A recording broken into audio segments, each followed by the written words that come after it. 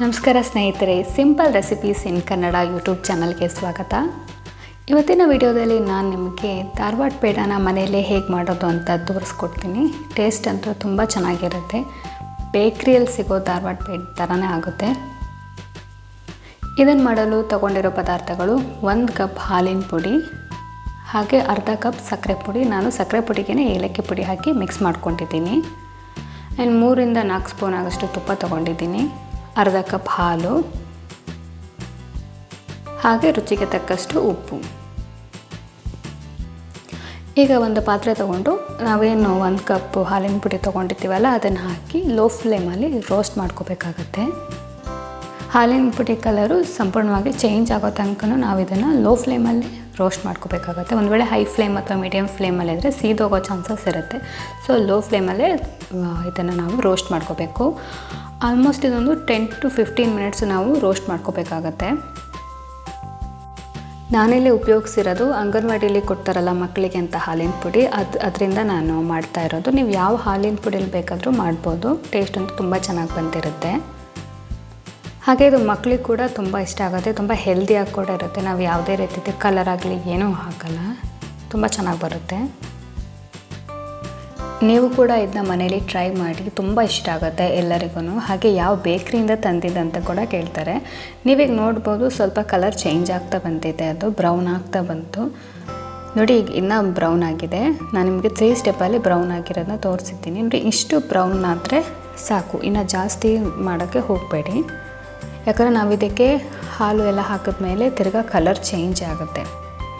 ನಾನು ಇದಕ್ಕೆ ಸಕ್ಕರೆ ಪುಡಿ ತೊಗೊಂಡಿದ್ನಲ್ಲ, ಆ್ಯಕ್ಚುಲಿ ನಾನೇ 3/4 ಕಪ್ ಸಕ್ಕರೆ ಪುಡಿ ಇದೆ, ಸೊ ಅರ್ಧ ಕಪ್ ಆಗುವಷ್ಟೇ ಹಾಕ್ತೀನಿ. ಸಕ್ಕರೆ ಪುಡಿನ ಹಾಕಿಬಿಟ್ಟು ಚೆನ್ನಾಗಿ ಮಿಕ್ಸ್ ಮಾಡ್ಕೋಬೇಕಾಗತ್ತೆ.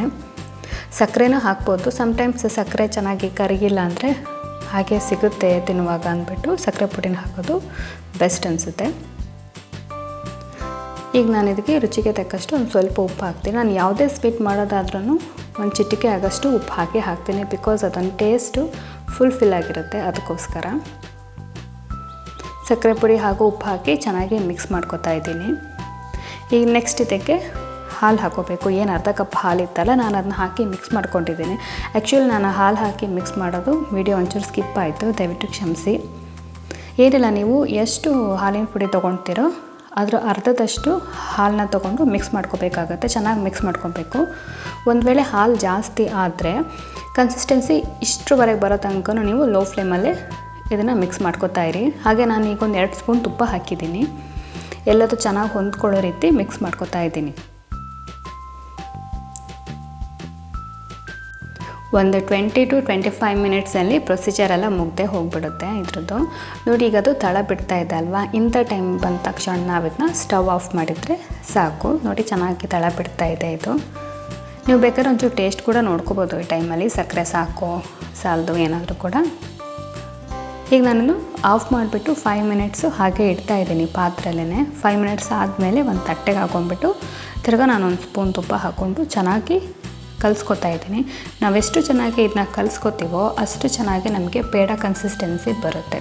ಆಮೇಲೆ ಇನ್ನೊಂದೇನು ಗೊತ್ತಾ ಫ್ರೆಂಡ್ಸ್, ಮಾಡಿದ ದಿನ ಸ್ವಲ್ಪ ಸಾಫ್ಟಾಗಿರುತ್ತೆ ಪೇಡ, ಬಟ್ ನಿಮಗೆ ನೆಕ್ಸ್ಟ್ ಡೇಗೆ ಒರಿಜಿನಲ್ ಪೇಡದೇ ಕನ್ಸಿಸ್ಟೆನ್ಸಿ ಇರುತ್ತೆ. ಅಷ್ಟೇ ಚೆನ್ನಾಗಿರುತ್ತೆ ಟೆಕ್ಸ್ಚರು, ಬಟ್ ಮಾಡಿದ ದಿನ ಸ್ವಲ್ಪ ಮೆದುವಾಗೇ ಇರುತ್ತೆ.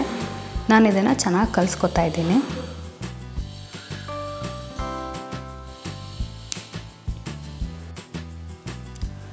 ಹೀಗೆ ತುಂಬ ಚೆನ್ನಾಗಿ ಕಲಿಸ್ಕೊಂಡಾದ್ಮೇಲೆ ನಾವು 2 ಕೈಗೆ ತುಪ್ಪ ಹಚ್ಕೊಂಡು ಇದನ್ನು ಸಣ್ಣ ಸಣ್ಣ ಉಂಡೆಗಳಾಗಿಯೂ ಮಾಡ್ಕೋಬಹುದು. ನಿಮಗೆ ಯಾವ ಶೇಪಲ್ಲಿ ಬೇಕೋ ನೀವು ಆ ಶೇಪಲ್ಲಿ ಇದನ್ನ ಮಾಡ್ಕೋಬೋದು.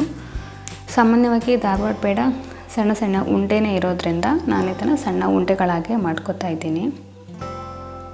ನೀವು ನೋಡ್ತಿರ್ಬೋದು ತುಂಬ ಚೆನ್ನಾಗಿ ಬಂದಿದೆ. ಕಲರು ಅಷ್ಟೇ, ಟೇಸ್ಟ್ ಕೂಡ ಅಷ್ಟೇ ತುಂಬ ಚೆನ್ನಾಗಿರುತ್ತೆ. ಟ್ರೈ ಮಾಡಿ ನೋಡಿ. 1 ಕಪ್ಪಲ್ಲಿ ಎಷ್ಟೆಲ್ಲ ಪೇಡ ಮಾಡ್ಬೋದು ಅಂತ ಅಲ್ವಾ. ಈಗ ನಾನು ಇದನ್ನ ಗಾರ್ನಿಷಿಗೋಸ್ಕರ ಗೋಡಂಬಿ ಪೀಸ್ನ ಇಡ್ತಾಯಿದ್ದೀನಿ. ನೀವು ಪಿಸ್ತಾ, ದ್ರಾಕ್ಷಿ ಯಾವ್ದು ಬೇಕಾದರೂ ಇಡ್ಬೋದು.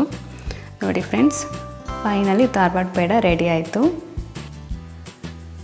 ನೋಡಿ. ಟೆಕ್ಸ್ಚರ್ ನೋಡಿ ತುಂಬ ಚೆನ್ನಾಗಿ ಬಂದಿದೆ. ಆ್ಯಕ್ಚುಲಿ ನಾನು ಹೇಳಿದೆ ಅಲ್ವಾ, ಈಗ ಒಂದು ಸ್ವಲ್ಪ ಸಾಫ್ಟ್ ಇರುತ್ತೆ, ನೆಕ್ಸ್ಟ್ ಡೇಗೆ ತುಂಬಾ ಚೆನ್ನಾಗಾಗಿರುತ್ತೆ. ವಿಡಿಯೋ ಇಷ್ಟ ಆದಲ್ಲಿ ದಯವಿಟ್ಟು ನನ್ನ ಚಾನಲ್ನ ಸಬ್ಸ್ಕ್ರೈಬ್ ಮಾಡಿ. Thank you.